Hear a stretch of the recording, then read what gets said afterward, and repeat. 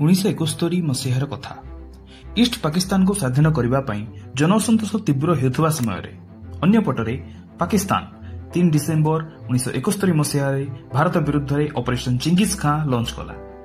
Pakistani air force भारतर विभिन्न एयरफिल्ड रे आक्रमण कर ध्वंस करदे जहाँफल भारत यार प्रत्युत्तर देवा आरंभ करदेला एवं आरंभ है इंडिया पाकिस्तान वार ऑफ 1971। कहीं भारत पाकिस्तान मध्य युद्ध है 1947 मसीह पाकिस्तान सहित मिसी ईस्ट पाकिस्तान कहीं स्वाधीनता पाइबा आंदोलन करथिला। एही युद्ध रे भारतर कंट्रीब्यूशन कौन थिला? नमस्कार बंधुगण, भारत रे विदेशी आक्रमण समय विभिन्न सांस्कृतिक तथा भाषागत विविधता देखा देइथिला। भारतर विभिन्न स्थान रे बहु भाषा संस्कृति धर्मर लोक बसवास कले। भारत में धर्म संस्कृतिर विविधता देखादेला जहाँ बंग प्रदेश रे मध्य प्रतिफलित होइथिला। 1905 मसीह ब्रिटिश शासन समय बंगर प्रशासनिक सुविधा दृष्टि भाइसरॉय लॉर्ड कर्जन द्वारा बंग को 2 भाग कर दिया, पूर्व बंग और पश्चिम बंग। 1947 मसीह जिते भारत स्वाधीन होता किंतु धर्मगत विभिन्नता जोगु मुसलमान बहुल अंचल पाकिस्तान एवं पूर्व बंग 2टी देश सृष्टि है एवं पूर्व बंग पूर्व पाकिस्तान नाम रे जनागला।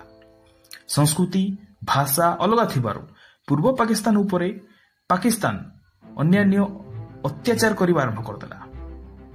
ईस्ट पाकिस्तान को कौनसी सरकारी सुविधा मिलिला नहीं। सब सुविधा ठारू वंचित करबा जोगु एही अंचलर जनसाधारण आंदोलन को बाहरी आसिले। जन असंतोष देखादेला। जनसाधारण आंदोलन करबा आरंभ करदेले आ दाबी कले गोटे स्वाधीन देश पई। 1970 मसीह होइथिबा निर्वाचन रे बंगाली नेता शेख मुजिबुर रहमान विपुल बहुमत रे जीतिले किंतु पाकिस्तान सरकार तांकू शासन करिया पई अनुमति देला नाही। ईस्ट पाकिस्तान रो जनसाधारण आंदोलन कले, जन असंतोष देखादेला जहाँ पाकिस्तान सही पारला नहीं। 25 मार्च 1971 पाकिस्तान लॉन्च कला operation search light. Pakistan army निर्मम भाव नर हत्या करने आरंभ कले। शिशु ठारू वृद्ध पर्यंत समस्त को हत्या कले। जो माने बंचीगले भय भारत सीमा अतिक्रमण कर भारत में शरणार्थी भाव रहिले।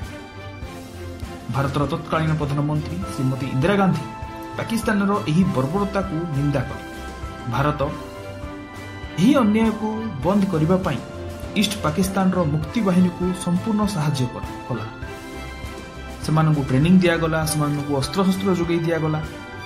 भारतर यही साहाय्य देखि पाकिस्तान भारत विरुद्ध रे 3 डिसेम्बर 1971 दिन ऑपरेशन चिंगिस खां लॉन्च कला एवं पाकिस्तान एयरफोर्स भारतर विभिन्न एयरफिल्ड उपरे बोमा वर्षण करी नष्ट करदेले। जनरल साम माणिक शाह को नेतृत्व में भारतीय सेना पाकिस्तानी सेना को कड़ा जवाब देला। युद्ध जारी रहिला।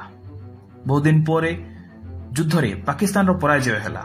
16 डिसेम्बर 1971 मसीहा ईस्ट पाकिस्तान रो वर्तमान राजधानी ढाका ठारे 93,000 पाकिस्तानी सेना भारत पाखरे आत्मसमर्पण कले।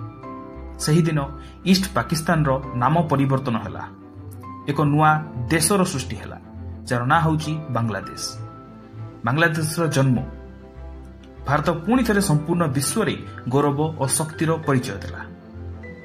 1972 भारत और पाकिस्तान मध्य होइथिबा सिमला एग्रीमेंट रे पाकिस्तान मध्य बांग्लादेश को एक कंट्री बोली घोषणा कला। यह बदल रे भारत ठारू 13,000 स्क्वायर किलोमीटर लैंड एरिया जहाँ भारत कब्जा रे थिला पाकिस्तान को फेरई दिया जाऊ बोली दाबी कला एवं 93,000 पाक आर्मी जो माने आत्मसमर्पण करी युद्ध बंदी होइथिले समस्त को फेरई दियागला।